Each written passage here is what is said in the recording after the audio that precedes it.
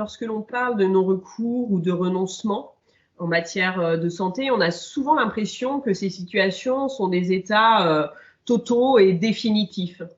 Or, lorsque l'on analyse ces situations, lorsqu'on les regarde de près, on voit bien que les personnes n'ont parfois pas eu recours pendant un temps à un soin, à une offre, puis y ont recouru.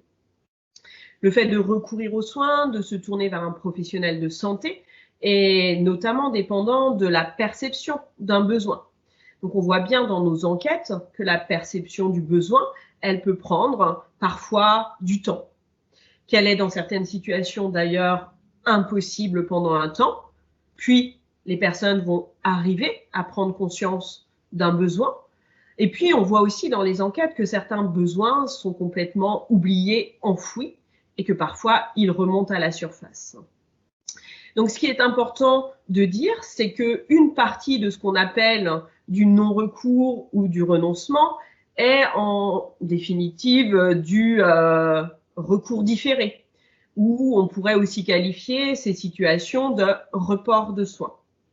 C'est important en fait de le dire parce que ce qui nous intéresse aussi quand on travaille sur le non-recours, c'est les passages entre non-recours et recours.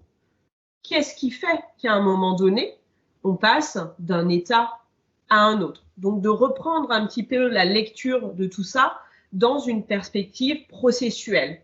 Quel rôle joue l'entourage des personnes dans le fait de recourir, dans la décision de ne plus rester en dehors de certains soins? Quel rôle jouent des professionnels? Donc finalement, ce qui est intéressant, c'est aussi de se dire pendant combien de temps les personnes ont été en situation de non-recours ou de renoncement.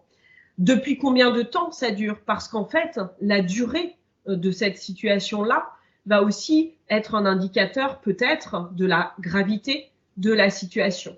Toutes les situations ne se valent pas. Il y a effectivement des personnes qui n'ont plus du tout l'intention de se soigner, qui ont perdu cette intention, quand d'autres ont toujours en fait l'intention de se soigner et sont toujours en fait dans une situation où elles diffèrent le moment où elles vont pouvoir le faire, notamment parce qu'effectivement les personnes peuvent avoir déjà eu recours, déjà consulté, et puis elles n'ont pas trouvé de réponse à leur situation, donc finalement elles vont reporter le fait de continuer leur chemin dans les soins.